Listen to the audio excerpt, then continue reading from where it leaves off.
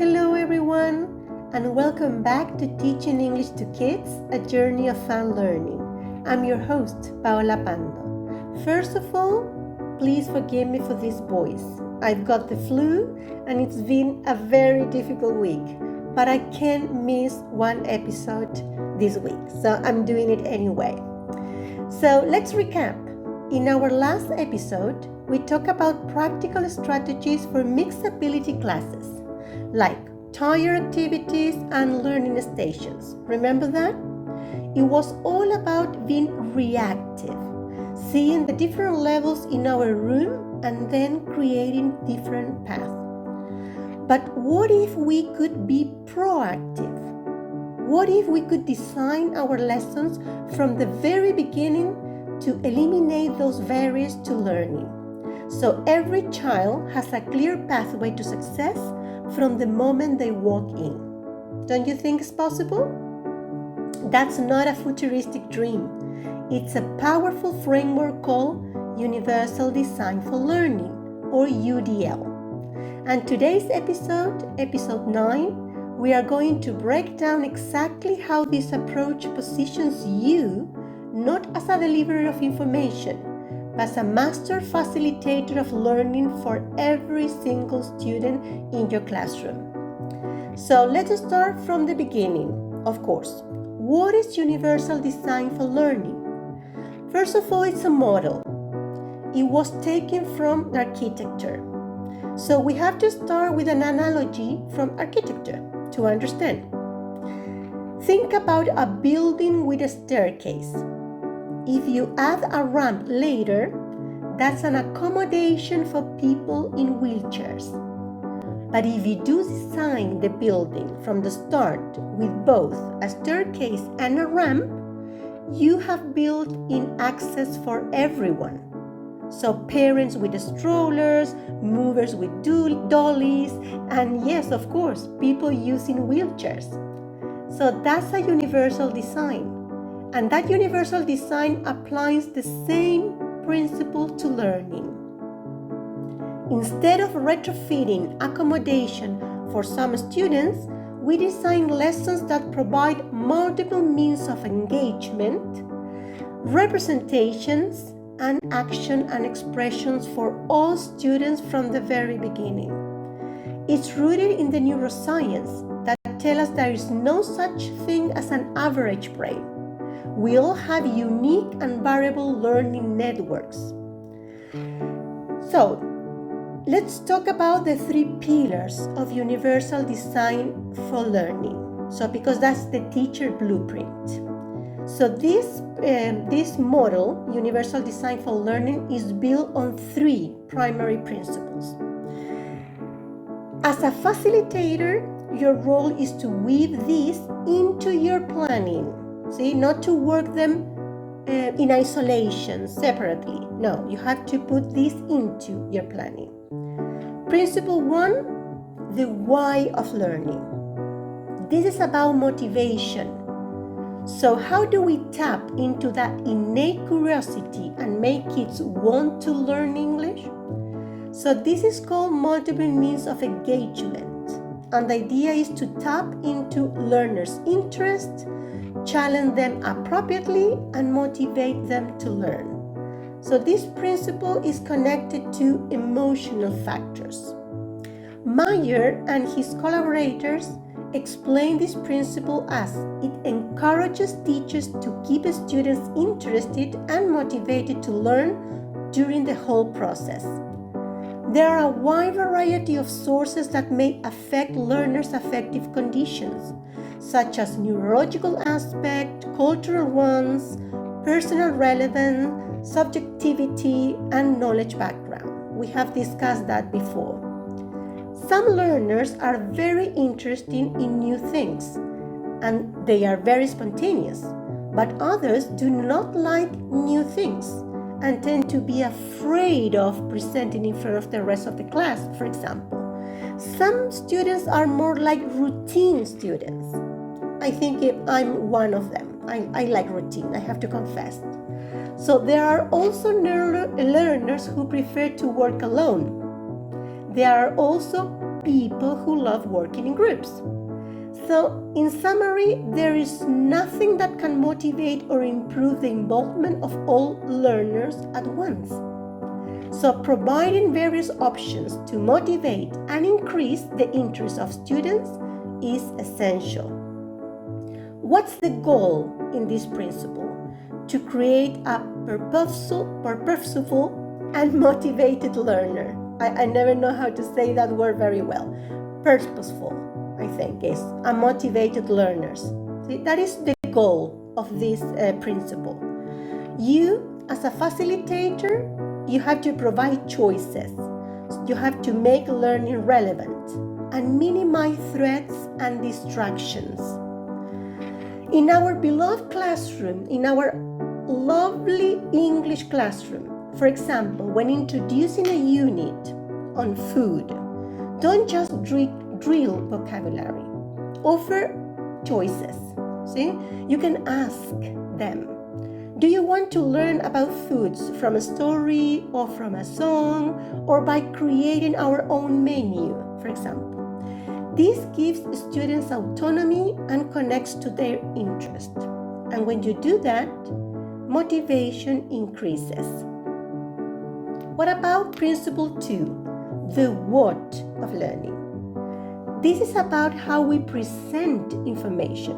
So how can we make the input comprehensible for our students? This is called multiple means of representation. And the objective is to give learners various ways of acquiring information and knowledge.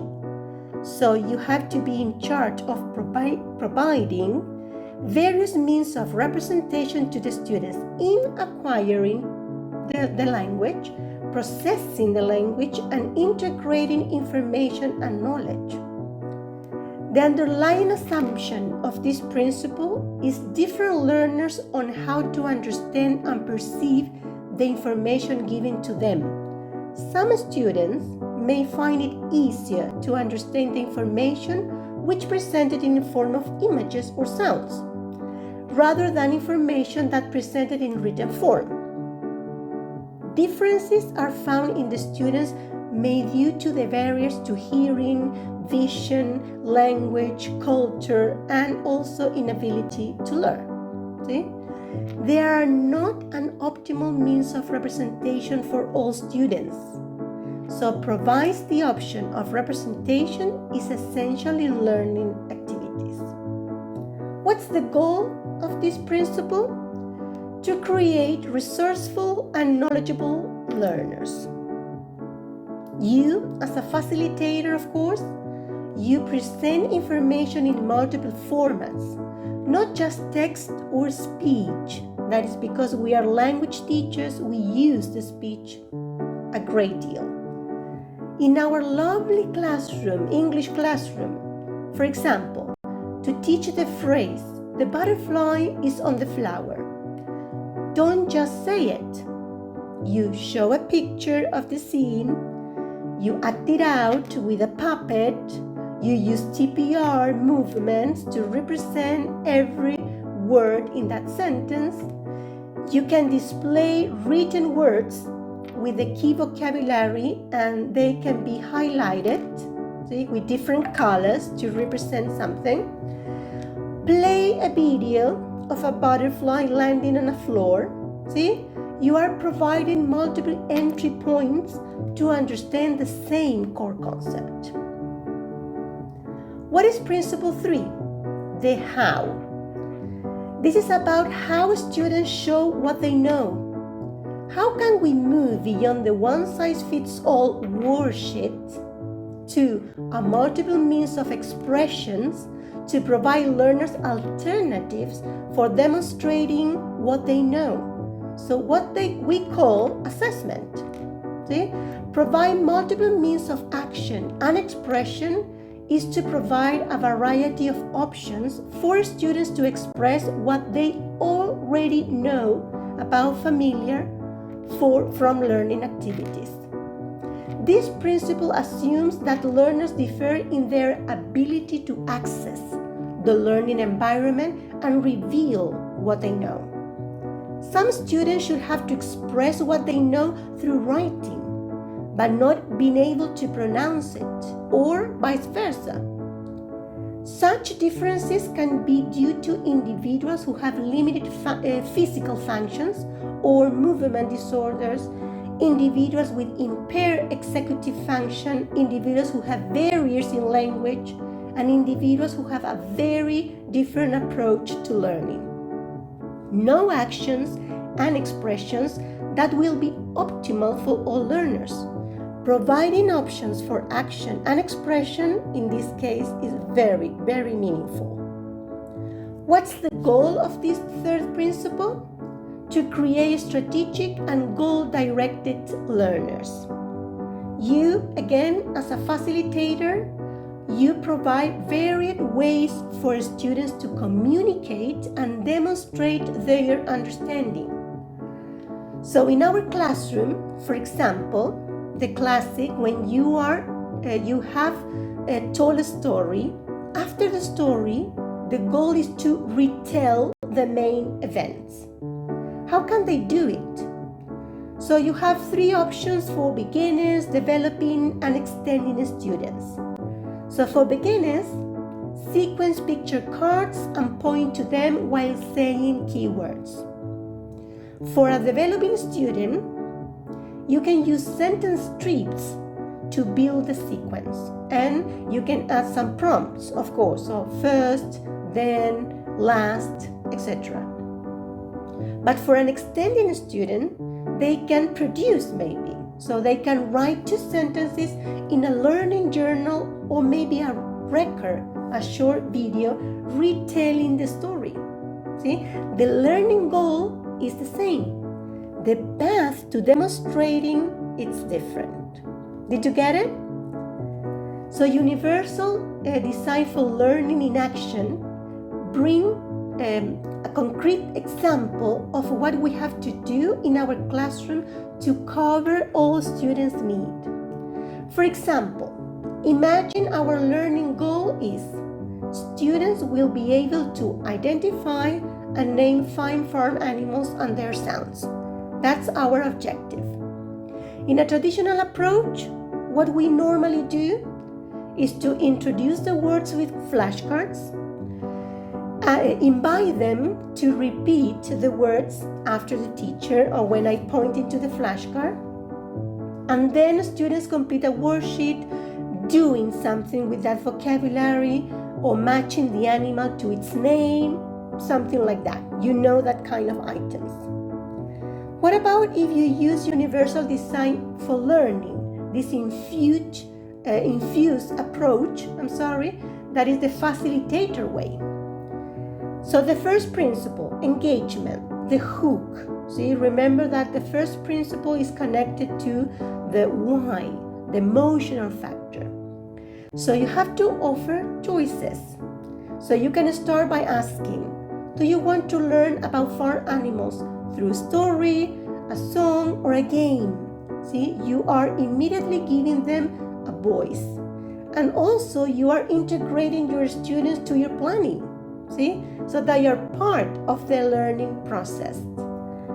What about principle 2? The representation. See, remember that multi-sensory input, different ways of presenting the information.